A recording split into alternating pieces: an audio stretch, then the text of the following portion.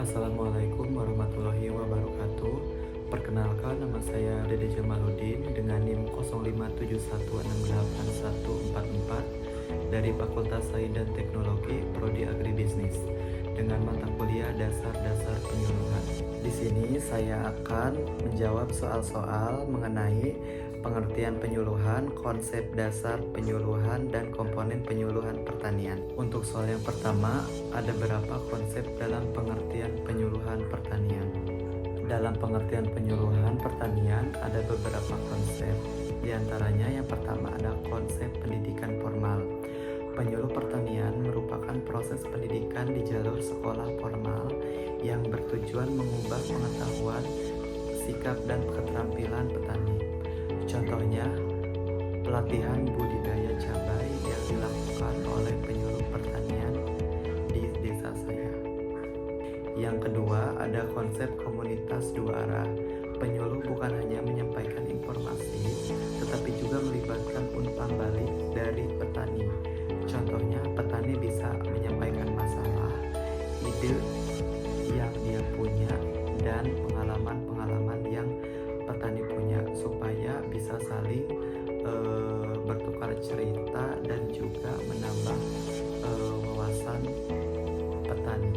Yang ketiga, konsep perubahan perilaku. Konsep ini tujuannya yaitu penyuluh pertanian ingin mengubah perilaku petani.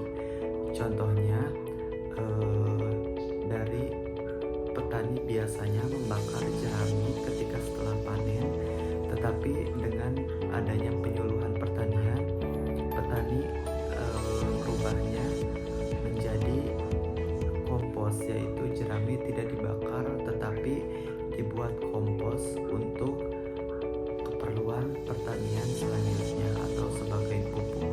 Yang keempat, konsep pemberdayaan masyarakat, dan yang terakhir yaitu konsep sistem dan kemitraan.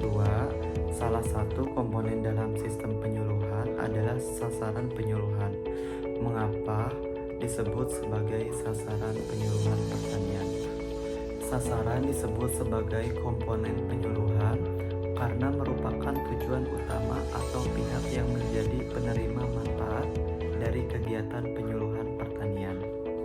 Disebut sasaran karena semua kegiatan penyuluhan seperti penyampaian materi, pelatihan, dan pendampingan diarahkan pada kelompok tertentu, yaitu petani pelaku usaha, agar mengalami perubahan dalam bentuk sikap, keterampilan, dan mengelola pertanian.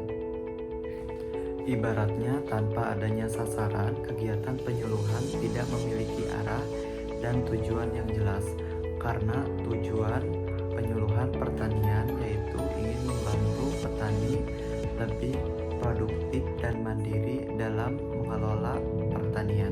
Selanjutnya, saya akan memaparkan hasil identifikasi apa yang menjadi tema kegiatan penyuluhan dan sasaran kegiatan penyuluhan pertanian.